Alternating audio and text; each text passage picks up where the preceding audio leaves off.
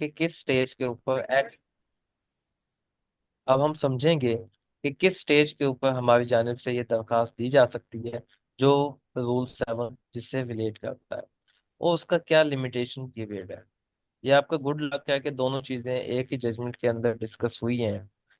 और इसके अलावा उसके अंदर ये भी डिस्कस हुआ है कि एक्स पार्ट प्रोसीडिंग कंटिन्यू होने के बाद जबकि उसे सेटिसाइड नहीं किया जाता, तो किस नेचर की पार्टिसिपेशन है जो कि एक डिफेंडेंट की जानिब से की जा सकती है।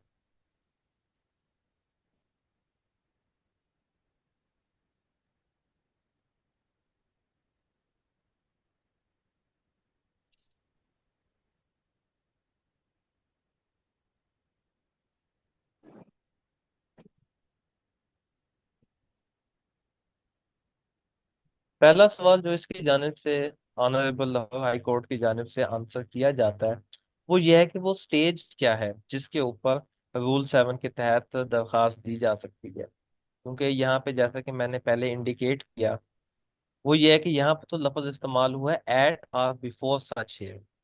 तो ऐसा इम्प्लाई होता है उसकी लैंग्वेज को पढ़ के, या ऐसा तो आता है जहन में कि ये तो बात कर रहे जस्ट एक है।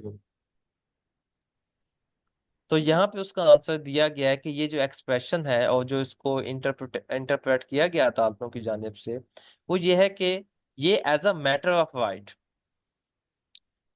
Not only the adjournment as a matter of right और the first adjournment where the summons had been issued for the framing of issues only, but also successive adjournments। तो बेसिकली जब x part proceedings order pass कर लिया जाता है, उसके बाद ना सिर्फ वो एक एडजर्नमेंट बल्कि उसके बाद जितनी भी एडजर्नमेंट्स होती है, वो तमाम चीजें, वो तमाम स्टेजेस रेलिवेंट हैं उसकी अपेयरेंस के लिए डिपेंडेंट की, कि वो उनके अंदर अपीयर भी हो। और इसके अलावा वो एक्स पार्ट प्रोसीडिंग्स ऑर्डर जो कि रूल 6 के तहत पास किया गया, उसको सेट असाइड करने के लिए और उसकी अपीयरेंस को काउंट करने के लिए कि वो उसको वापस मौका मिले कि वो प्रोसीडिंग्स में बाकायदा तौर पे शामिल हो, अलाउ किया जाए। तो ये है अब इसमें इन्होंने डिस्कस किया है उसको इन डिटेल।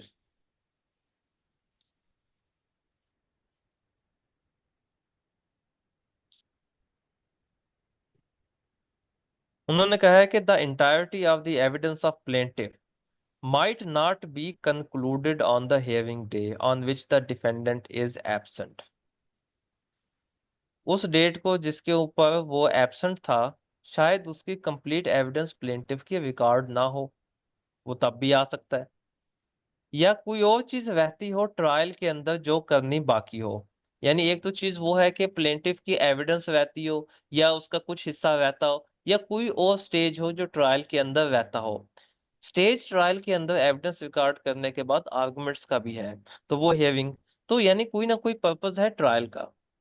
और ट्रायल तब कंक्लूड होता है जब फिर पार्टीज की जानिब से कोई अपेयरेंस की, कोई आर्गुमेंट की जरूरत नहीं है, तब समझा जाता है कि वो ट्रायल है। तो वो कहता है कि जब हम इसको ऑर्डर 9 के रूल 7 को पढ़ते हैं और यहाँ पे लिखा जाता है गुड काज का कि वो शो कर दे नॉन अपेयरेंस के लिए, तो उसका इफेक्ट तो ये है कि वो सेट कर लेगा द क्लॉक बैक। तो जिस डेट को उसकी जानिब से डिसअपेयरेंस दी गई, उस डेट को जो हियरिंग होनी थी, अगर ये एप्लीकेशन एक्सेप्ट हो जाती है तो हियरिंग वापस उसी काम में चली जाएगी। अब इसका मतलब ये है कि लेट अस सपोज, हम अपनी आसानी के लिए ये कहते हैं कि जिस डेट को वो डिसअपियर हुआ है उस डेट को कंटेस्टिंग सूट के अंदर प्लेंटिफ की एविडेंस थी, उसके बाद वो नहीं आया डिफेंडेंट, उस हियरिंग पे ये काम नहीं हो सका, x part proceedings order pass हो गया। नेक्स्ट अदालत की जानिब से फिर एक्स पार्ट एविडेंस के लिए डायरेक्ट किया जाएगा। फिर वो एक्स पार्ट एविडेंस आएगी, वो कुछ जितने जितने दिन लगेंगे उसको रिकॉर्ड होने के लिए। फिर अदालत की जानिब से डायरेक्ट किया जाएगा एक्स पार्ट के ऊपर आर्गुमेंट्स करो, ताकि एक्स पार्ट डिग्री पास हो सके। अब जब ये स्टेज आया हुआ है कि उसको कहा हुआ है कि एक्स पार्ट एविडेंस हो गई है और उसके ऊपर आर्गुमेंट्स हैं, चाहे वो एक हियरिंग हो चाहे मल्टीपल हियरिंग्स आर्गुमेंट के ऊपर चलती रहे, अब अचानक वो डिफेंडेंट अपीयर हो जाता है और for the sake of convenience हम ये कहते हैं कि उसके रूल 7 की दरखास्त भी मंजूर हो गई है। तो उसका इफेक्ट ये होगा कि जब मंजूर होगी तो फिर उस डेट को जाएंगे जिस डेट को वो आखिरी दफा इससे पहले अपीयर हुआ है। तो यानी कि अब वापस वो सूट लग जाएगा प्लेंटिफ एविडेंस के लिए। तो ये मतलब है कि वो जो घड़ी के बाजू हैं उनको पीछे मोड़ दिया जाएगा कि हम वक्त के अंदर पीछे चले जाएंगे और फिर जो काम होना था उसी पॉइंट से ऑनवर्ड चलेगा।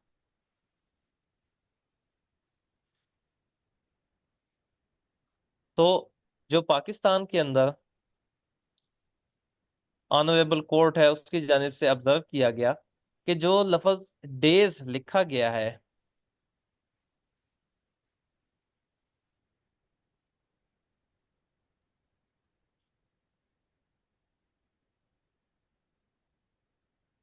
ही हैड अपीयर्ड ऑन, जो डेज उसकी जानिब से लिखा गया है उसके अंदर वो तमाम सक्सेसिव एडजर्नमेंट्स शामिल हैं जो एक्सपर्ट प्रोसीडिंग्स ऑर्डर के बाद पास की गई।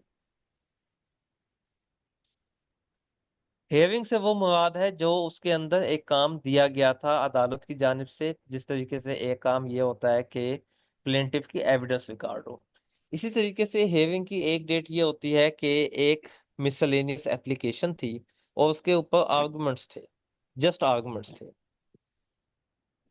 तो रेगुलर सूट की हेयरिंग नहीं थी, वो एक मिसलेनियस एप्लीकेशन, उसके ऊपर आर्गुमेंट्स चल रहे थे, चाहे वो डिफेंडेंट की जानिब से हो या प्लेंटिफ की जानिब से।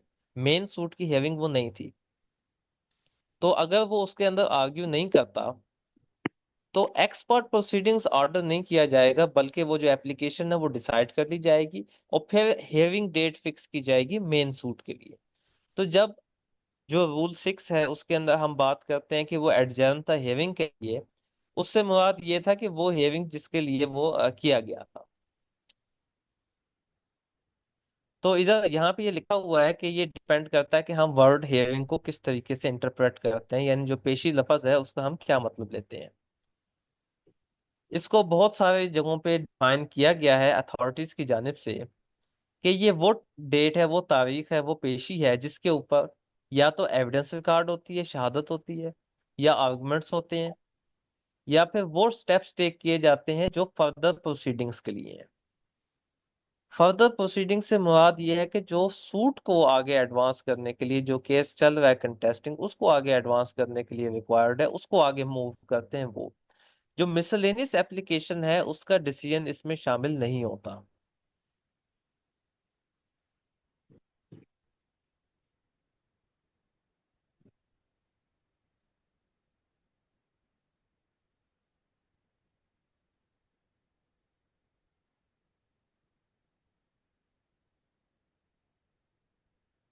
दूसरी चीज इसमें सिचुएशन ये है कि क्या रिजल्ट होगा अगर डिपेंडेंट को रूल 7 की एप्लीकेशन ग्रांट ना की जाए, यानी सूट एक्स पार्ट में चलता रहे और वो अपीयर होना चाहता है, तो उसकी जानिब से क्या किया जा सकता है और क्या नहीं किया जा सकता। तो अदालतों की जानिब से ये इंटरप्रेट किया गया, यानी उसके अंदर honourable supreme court of Pakistan है, कि हम ये नहीं कह सकते कि उसको पार्टिसिपेट करने की इजाज़त नहीं होगी प्रोसीडिंग में, क्योंकि उसकी वजह यह है कि ऐसा कुछ लिखा हुआ नहीं है सीपीसी में जो उसको प्रिक्लूड करे। तो वो पार्टिसिपेट कर सकता है अगर वो अपीयर होता है और वो नेचुरल जस्टिस इस चीज़ को सपोर्ट करता है कि उसे एक चांस दिया जाए। तो अगर एक्सपर्ट प्रोसीडिंग्स ऑर्डर चल रहा है जिसको सेटिसाइड नहीं किया गया लेकिन वो अपीयर हो गया है, तो फिर वो तमाम काम वो कर सकता है जिसकी जानिब से वो अदालत को असिस्ट कर सके डिसीजन के अंदर। अब इसका क्या मतलब हुआ, यानी कि एक्सपर्ट प्रोसीडिंग्स हैं, उसमें एक्सपर्ट एविडेंस प्लेंटिफ की रिकॉर्ड होनी है, डिफेंडेंट पार्टिसिपेट कर सकता है, एक्सपर्ट प्रोसीडिंग को सेटिसाइड नहीं करवा सका या उसने करवाया ही नहीं है, तो वो किस तरीके से और किस लॉजिक के तहत। उसका लॉजिक आपको इस तरीके से मिलेगा कि अगर आप कानून की स्कीम को समझते हैं, चाहे आप देखें सीपीसी चाहे आप देखें क्यूएसओ, वहां पे अदालत को मुकम्मल तौर पे अख्तियार दिया गया है कि जब एक गवाह शहादत रिकॉर्ड करता है तो अदालत की जानिब से उसे कोई भी क्वेश्चन पुट किया जा सकता है। तो जब ये डिफेंडेंट जो कि एक्सपर्ट प्रोसीड हुआ है ये आएगा और पार्टिसिपेट करेगा। तो इसका सवाल करना इसी तरीके से जैसे अदालत की जानिब से सवाल किया जा रहा है। यानी बेसिकली वो जो अदालत की जानिब से सवाल किए जा सकते हैं वो फिर अदालत की परमिशन से उसकी जानिब से किए जाएंगे, और फिर वो एक्स पार्ट प्रोसीडिंग्स के अंदर इस तरीके से पार्टिसिपेट कर रहा होगा।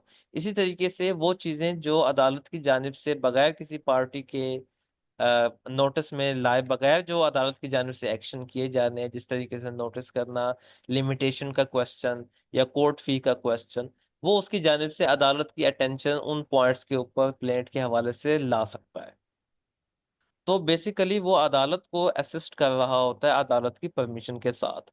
ये चीज़ें फिर इन जजमेंट्स के अंदर डिटेल की गई हैं। लेकिन जैसा कि मैंने पहले कहा कि जो मेन थ्रस्ट था इसका लाइव डेमो का, वो तो ये था कि जो एक्स पार्ट प्रोसीडिंग ऑर्डर है ये कौन सा है। एक्स पार्ट प्रोसीडिंग ऑर्डर के अंदर कौन से स्टेज हैं जो किए जा सकते हैं और कौन से स्टेज नहीं किए जा सकते। क्योंकि यहाँ पे तो डिग्री भी पास करने की इजाजत है विदाउट रिकॉर्डिंग एविडेंस, लेकिन ऐसी कोई डिग्री नहीं है जो पास की जाए और उसे सस्टेन भी किया जाए, क्योंकि ये समझा जाता है कि ये बहुत अनसेफ है जहाँ पे वैल्यूएबल राइट्स अटैच्ड हों और प्रेमा फेसाई एक प्लेंटिफ की जानिब से अपना केस साबित ना किया जाए। तो एक्सपर्ट प्रोसीडिंग्स ऑर्डर के अंदर क्या किया जा सकता है, क्योंकि यहाँ पे जो कानून है ये इस हवाले से साइलेंट है। अब मैं कहना जो चाहता हूँ, मैं आपको ऑर्डर्स में दिखाता हूँ जो मेरी जानिब से इनवैलिड ऑर्डर लिखे गए हैं, यानी ये वो ऑर्डर्स हैं जो गलत हैं। मैं उम्मीद करता हूँ कि ये क्लियर नजर आ रहे हैं। तो ये एक इनवैलिड ऑर्डर है, यानी ये बिल्कुल गलत ऑर्डर है जिसकी सिविल प्रोसीजर कोड इजाजत नहीं देता। ये ऑर्डर का फॉर्मेट है जो कि इस्तेमाल किया जाता है कि प्लेंटिफ मौजूद है इन पर्सन, उसका एडवोकेट मौजूद है, लेकिन डिफेंडेंट की जानिब से कोई भी मौजूद नहीं है। अदालत के ऑर्डर में लिखा हुआ है कि केस हमने फिक्स किया था एविडेंस के लिए प्लेंटिफ की। प्लेंटिफ और उसके गवाहान हाजिर हैं, लेकिन ना डिफेंडेंट आया है और ना उसका कौंसल आया है। उसे सर्व किया गया था प्रोसेस के साथ और उसकी जानिब से प्रोसीडिंग्स को कंटेस्ट भी किया गया, लेकिन अब वो नहीं आया। जैसे कि मैंने आपको बताया था, if it is proved that the summons was duly served, तो ये जो लाइन है, जो रिक्वायरमेंट है रूल 6 की, उसको पूरा करने के लिए इनवैलिड ऑर्डर के अंदर भी ये बात लिखी गई है कि उसको प्रोसेस को सर्व किया था और उसकी निशानी ये है कि उसकी जानिब से कंटेस्ट किया गया, यानी उसकी जानिब से डिनायल में रिटर्न स्टेटमेंट दी गई है, लेकिन आज वो नहीं आया। तो उसे प्रोसीड किया जा रहा है एक्स पार्ट। यहां तक ये ऑर्डर भी वैलिड है, ये ऑर्डर भी वैलिड है, सस्टेनेबल है। लेकिन जो चीज इसे इनवैलिड बनाती है वो अगला स्टेप है जो same x part proceedings order के अंदर टेकअप कर दिया गया है। वो ये है कि कौंसल को सुना प्लेंटिफ के, जो कहता है बिला हलफ कि मैं जी तैयार हूँ, एविडेंस कराई जाए, कानून के अंदर कोई रुकावट नहीं है। जज साहब ने कहा है कि जी मैंने उसको सुन लिया है, एक्स पार्ट एविडेंस मैंने रिकॉर्ड कर ली है, गवाहों के अंगूठे भी ले लिए मैंने मार्जिन शीट के ऊपर, मैंने फाइनल आर्गुमेंट्स भी सुन लिए हैं इस केस के ऊपर, अब मेरा फाइनल डिसीजन आएगा, फलां डेट को आप पेश हो जाए। ये ऑर्डर जैसे कि मैंने कहा इनवैलिड है। इसकी इनवैलिडिटी को बाद में मजीद डिटेल में समझेंगे, लेकिन ये आपको फिलहाल देखना चाहिए कि ये ऑर्डर इनवैलिड है। एक और ऑर्डर जिसके अंदर ये सब किया गया है, प्लेंटिफ मौजूद है इन पर्सन, उसका एडवोकेट मौजूद है, डिफेंडेंट की जानिब से कोई नहीं है। जज साहब ने लिखा है अपने ऑर्डर में, आज केस फिक्स किया गया था रिकॉर्डिंग के लिए, शहादत रिकॉर्ड करने के लिए, कलम बंद करने के लिए प्लेंटिफ की। प्लेंटिफ और उसके गवाहान हाजिर हैं, लेकिन डिफेंडेंट नहीं आया, ना उसका कौंसल आया है। फिर वही बात के समन ड्यूली सर्व थे क्योंकि उसने कंटेस्ट किया है, लेकिन आज वो नहीं आया, उसे प्रोसीड किया जा रहा है एक्स पार्ट। यहाँ तक ठीक। फिर वही बात आ गई कि वो कहता है कि मैं एविडेंस रिकॉर्ड कर, ये कोई भी अल्फाज हो सकते हैं, यहाँ पे मेरी जानिब से ये लिखे गए हैं। अब यहाँ पे जज साहब ने कोई वजह नहीं दी थी जो पिछला ऑर्डर था, और इन्होंने बस रिकॉर्ड कर दी थी। ये ऑर्डर भी इनवैलिड है, अलबत्ता इसमें एक जगह एक वजह दी गई है जो ऑन द सरफेस वैलिड लगती है। इन्होंने कहा है कि सिविल कोर्ट्स इस प्रीमाइस पे ऑपरेट नहीं करेंगे कि प्रोसीजर लाजमी तौर पे एक्सप्लिसिटली प्रोवाइड किया जाए तो हम एक्ट करेंगे। यानी कि सीपीसी में जज साहब मानते हैं कि ये नहीं लिखा हुआ कि जिस दिन आप एक्स पार्ट प्रोसीड करें उसी दिन एविडेंस रिकॉर्ड कर दें। तो जज साहब कहते हैं कि लेकिन हमने तो इस प्रिजम्पशन पे चलना ही नहीं कि लाजमी तौर पे प्रोसीजर लिखा जाए तो हम उस तरह एक्ट करेंगे, बल्कि इंसाफ के इंटरेस्ट में उसके तकाजों को पूरा करने के लिए हमारी एजम्पशन ये है कि वो प्रोसीजर होना चाहिए जिससे रोका नहीं गया। अच्छा, अब वापस इसको देखते हैं। इस टोटल रूल 6 में कहीं पे ये रोका नहीं गया कि आपने जब x part proceeding order pass करना है तो आपकी जानिब से एक्स पार्ट एविडेंस रिकॉर्ड नहीं हो सकती। तो ये बात भी उनकी ठीक है कि रोका नहीं गया। तो लिहाजा वो कहते हैं कि ये अदालत का कोई डाउट नहीं है ये होल्ड करने में कि कोई चीज़ नहीं प्रिवेंट करती recording of x part evidence. और फिर हमने ये देखा है कि देखें आज ये साल चल रहा है 2025, और दावा तो था 2010 का। ये इतने अरसे में डिसाइड नहीं हुआ, तो लिहाजा मेरी जानिब से अब एक्सपर्ट एविडेंस हो जाएगी इसी पेशी में। एक्सपर्ट एविडेंस भी हो गई, फाइनल आर्गुमेंट्स भी हो गए, अब डिसीजन के लिए आओ। लेकिन ये ऑर्डर भी इनवैलिड है। अच्छा, ये आपको मैं वैलिड ऑर्डर भी बताऊंगा और इनकी इनवैलिडिटी की वजह भी मैं बताऊंगा। अच्छा, अब ये एक तीसरा ऑर्डर है जो कि इनवैलिड है। यहाँ पे भी प्लेंटिफ मौजूद है इन पर्सन, एडवोकेट उसका मौजूद है, लेकिन डिफेंडेंट की जानिब से कोई नहीं आया। सिचुएशन वही है कि फिक्स किया हुआ था एविडेंस के लिए, प्लेंटिफ भी आ गया, गवाहान भी आ गए, लेकिन डिफेंडेंट नहीं आया। उसे प्रोसीड किया जाता है, प्लेंटिफ के काउंसल को सुन लिया, एविडेंस रिकॉर्ड कर ली, अंगूठे ले लिए, अब जी फाइनल आर्गुमेंट्स के लिए आ जाओ। This is also invalid. Valid order क्या है? जो सीपीसी के तहत उसके लेटर ऑफ स्पिरिट के अंदर है।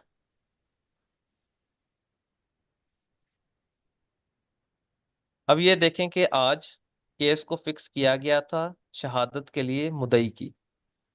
मुदई और उसके गवाहान हाजिर हैं, लेकिन ना ये आया डिपेंडेंट, ना उसका कौंसल आया। उसको प्रोसेस के साथ सर्व किया गया था और उसकी जानिब से रिटर्न स्टेटमेंट भी दी गई,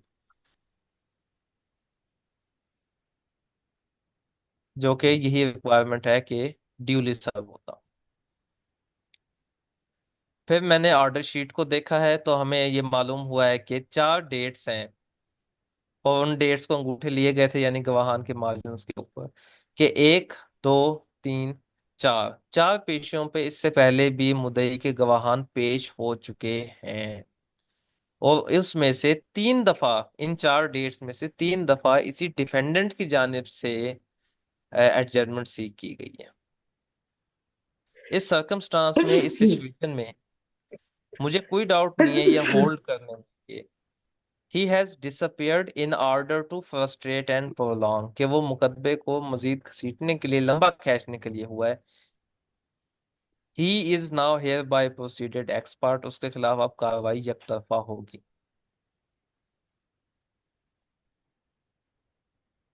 तो कार्रवाई यकतरफा के जो वैलिड ऑर्डर को आप देखें तो आपको ये मालूम होगा कि सिर्फ उसकी डिसअपियरेंस नहीं देखी गई, बल्कि ये चीज भी देखी गई है कि क्या उस डिसअपियरेंस के पीछे उसकी इंटेंशन कोई मैलिफाइड इंटेंशन थी या नहीं थी।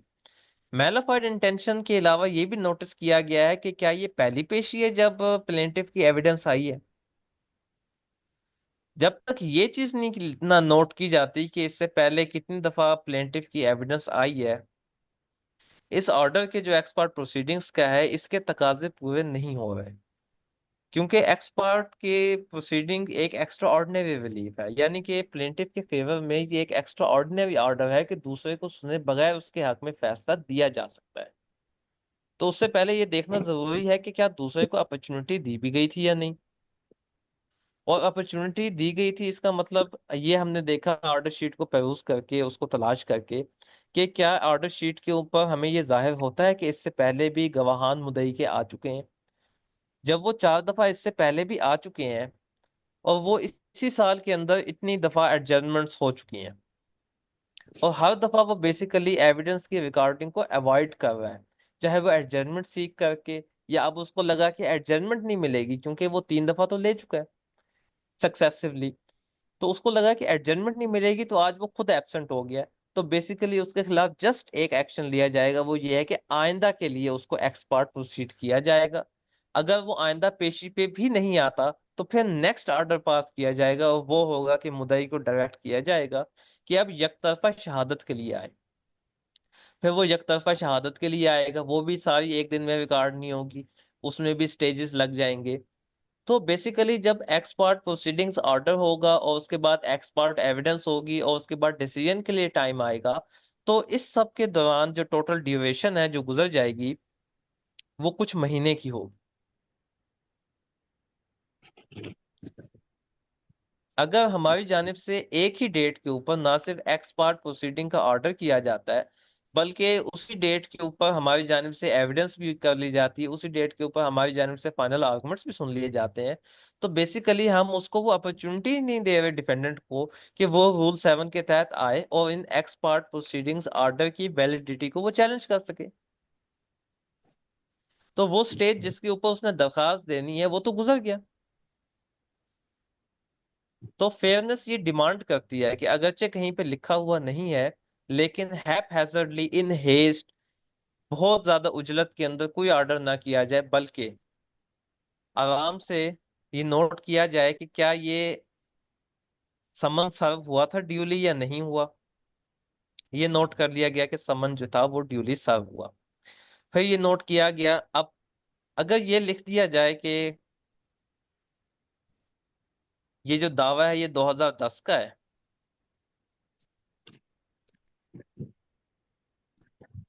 और ये भी देख लिया जाए कि देखें अब हम 2025 में पहुंच गए, 15 साल हैं, लेकिन ये ना नोट किया जाए कि इस टोटल टाइम के अंदर किसकी वजह से प्रोलॉन्ग हो रहा है। यानी फ्रेम हुए होंगे इश्यूज, अगर कोई मिसलेनियस एप्लीकेशन है तो वो किसकी जानिब से है, तो कौन है जो इसको प्रोलॉन्ग कर रहा है। ये भी तो मुमकिन हो सकता है कि जो मुद्दई है उसका जो सूट है वो फ्रॉडुलेंट हो, उसकी जानिब से किया गया हो कि वो प्रोसेस ऑफ लॉ को अब्यूज करे, और उसका इंटरेस्ट इस चीज में हो कि वो एविडेंस ना रिकॉर्ड करे, क्योंकि एविडेंस नहीं रिकॉर्ड होगी तो सूट जो है वो प्रॉन्ग होगा। तो उसकी जानिब से गवाह कभी पेश ही ना किए गए, in the interest of justice, कभी स्ट्राइक की वजह से, कभी किसी वजह से उसकी जानिब से एडजर्नमेंट्स ली जा रही हूँ। तो जब ये कह लेना, ये नोट कर लेना कि देखें दावा जो है फलां साल का है, लेकिन ये नहीं नोट किया जाता कि इस सबके दौरान प्लेंटिफ का, जिसने अल्टीमेटली सबसे पहले एविडेंस प्रोड्यूस करनी है, उसका क्या कंडक्ट है, और उसकी जानिब से क्या वो कंडक्ट शो किया जा रहा है कि सबसे पहले उसकी जानिब से इश्यूज फ्रेम हो, अगर कोई मिसलेनियस एप्लीकेशन है उससे पहले तो जल्द से जल्द उसकी डिसाइड हो, तो क्या उसका भी कोई किरदार रहा है कि ये इस डिले में जो ये अपना 15 साल की नजर आती है या नहीं। ये जो इनवैलिड ऑर्डर है ये इसको नोट नहीं करता, ये सतही तौर पे ये देखता है कि ऊपर ऊपर से देखता है कि देखें दावा जो था वो 10 का था, आज 25 है, तो कसूर डिफेंडेंट का होगा। ऑर्डर शीट के अंदर जो कुछ लिखा हुआ है वो नोट किए बगैर ही ये तय कर लिया गया कि डिफेंडेंट कसूरवार है, और उसको इस हद तक एक डिसअपियरेंस यानी एक पेशी खुद ही इसमें ऑर्डर में नोट किया गया है कि वो सर्व हुआ था, वो अपीयर भी हुआ, वो कंटेस्ट कर रहा था।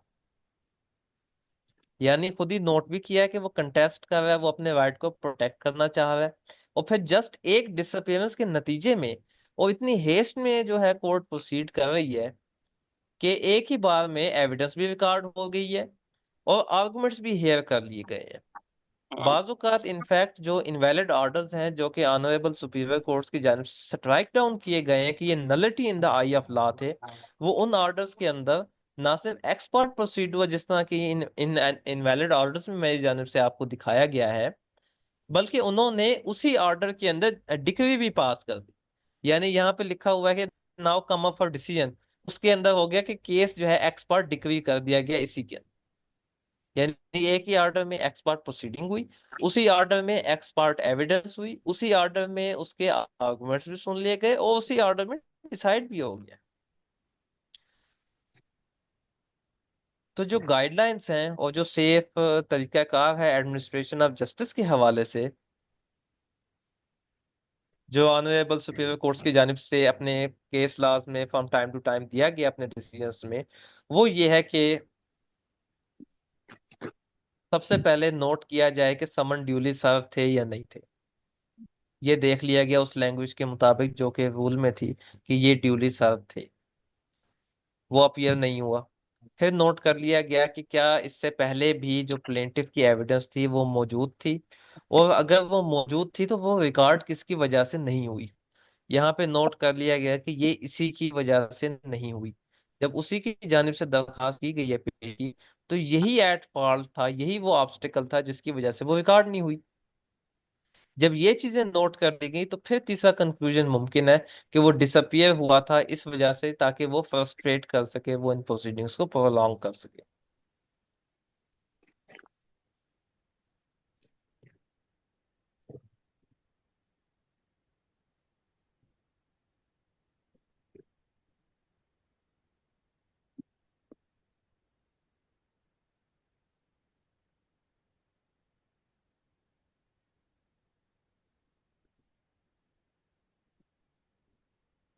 हाँ, इसको हमने। जी अस्सलाम वालेकुम सर। चले। वालेकुम अस्सलाम। सॉरी फॉर इंटरप्शन, लेकिन ना ये हमें क्लास 9:20 तक कंक्लूड करनी है क्योंकि 9:30 बजे हमारी इंग्लिश की डेमो है। तो आप ये लास्ट 10 मिनट्स में स्टूडेंट्स के क्वेश्चंस ले लें। जी मैम, मैं लेने लगा था, मैंने बस कंक्लूड कर लिया, जी इसको थोड़ा थैंक अब्रप्टली थैंक करना यू पड़ा थैंक यू। लेकिन मैं कर। जी स्टूडेंट्स, जो आपके सवाल हैं जो क्लासेस के हवाले से होंगे या जो एक्सपर्ट प्रोसीडिंग ऑर्डर के हवाले से थे, जो मैंने कोशिश की कि आपको समझाए जा सके और ऑर्डर भी दिखाएं, इस हवाले से जो आपके सवाल हैं वो आप पुट कर सकते हैं।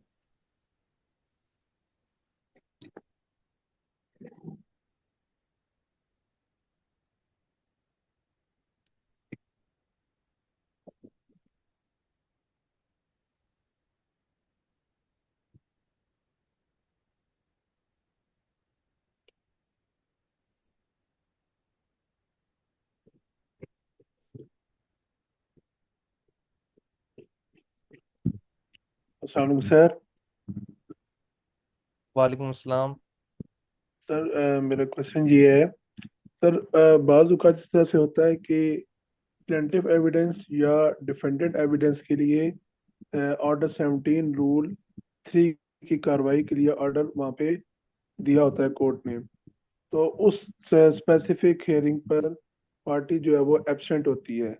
डिफेंडेंट का सपोज कर लेते हैं, डिफेंडेंट पार्टी जो है वो एब्सेंट होती है। अब इस सूरत में सर, जब वो उनके काउंसिल भी नहीं आए और पार्टी भी नहीं आई, तो यहाँ पर क्या x party sir order pass होगा? जो जो पिछला जो ऑर्डर हो चुका है कि उसकी एविडेंस क्लोज होगी सर, वो ऑर्डर होगा? सर काइंड इसके बारे में बताइएगा। जी ठीक है, आपका सवाल ये है कि प्लेंटिफ को वार्न किया गया था कि उसकी जानिब से एविडेंस प्रोड्यूस की जाए, लेकिन उसकी जानिब से एविडेंस प्रोड्यूस की जाती है, दूसरी जानिब पे जो डिफेंडेंट है वो एब्सेंट है, ऐसे आपका सवाल। सर क्वेश्चन मेरा इस तरह से था कि डिफेंडेंट के लिए वार्निंग होती है कि वो जो है वो अपने बयान को पेश करे, नहीं पेश करता तो ऑर्डर 17 रूल 3 की कार्रवाई हो जाएगी। और वो स्पेसिफिक डेट पे ना उसके विटनेसेस आते हैं, ना उसका काउंसिल पेश होता है, ना उनकी अटेंडेंस होती है। तो इस सूरत में x party x part proceeding होगी या जो ऑर्डर 17 रूल 3 का सर ऑर्डर पास होगा यहाँ पर? एविडेंस आप कौन सी स्टेज कह रहे हैं, यानी डिफेंडेंट की एविडेंस के लिए लगा हुआ था और डिफेंडेंट को वार्न किया हुआ था, या प्लेंटिफ जी एविडेंस के लिए लगा हुआ था और डिफेंडेंट को वार्न किया गया। डिफेंडेंट के लिए होगा तो सर तभी एक्स पार्टी होगा ना? डिफेंडेंट डिफेंडेंट के लिए सर वार्निंग थी, डिफेंडेंट के लिए। ठीक है, तो आप समझते हैं कि एविडेंस जिसकी मर्जी लगी हुई थी वार्निंग डिफेंडेंट के लिए थी और डिफेंडेंट एब्सेंट है।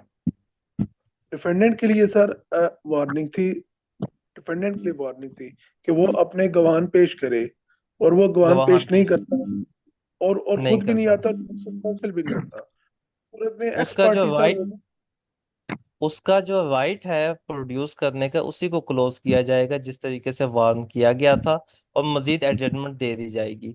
लेकिन अगर वो नेक्स्ट एडजमेंट पे भी नहीं आता तो फिर उसको एक्सपर्ट प्रोसीड किया जाएगा। अलबत्ता लॉ इस हवाले से क्लियर नहीं है।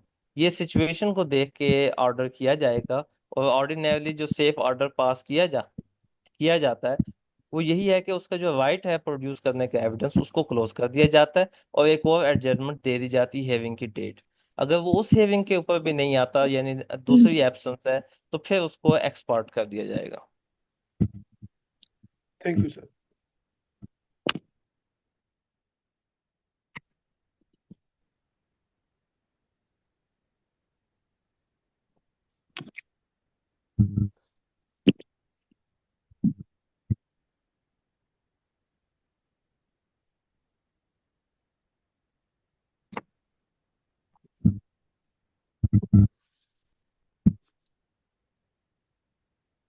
अस्सलाम वालेकुम सर। वालेकुम सलाम। सर जी, ऑर्डर 17 रूल 2 और 3 में क्या डिफरेंस है?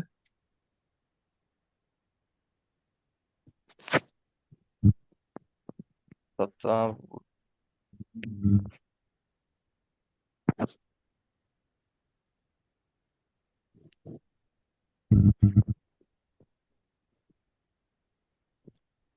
जो रूल 2 के तहत एडजर्नमेंट लगाई जाती है, उसका बुनियादी तौर पे मतलब है कि जो पहले काम दिया गया था वही काम होगा नेक्स्ट हियरिंग के ऊपर। लेकिन अगर रूल 3 की वार्निंग दी जाती है और उसके बावजूद वो अपीयर नहीं होता, तो फिर वो जो काम होना था वो अब स्किप हो जाएगा, आप यूं समझ लें।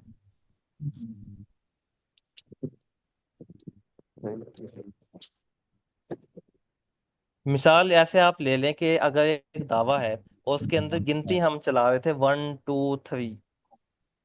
अब तीसरी गिनती हमने करवानी थी लेकिन वो आया नहीं, जिसको कहा हुआ था कि ये गिनती उसने करवानी है। तो हम अब तीन गिनती नहीं करेंगे, तीन गिनेंगे ही नहीं, और 1 2 के बाद हम 4 पे जाएंगे।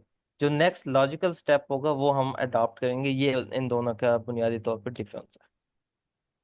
लेकिन अगर 17 2 है तो फिर इसका मतलब है हमने तीन गिनने के लिए दोबारा एक हेयरिंग रख दी है।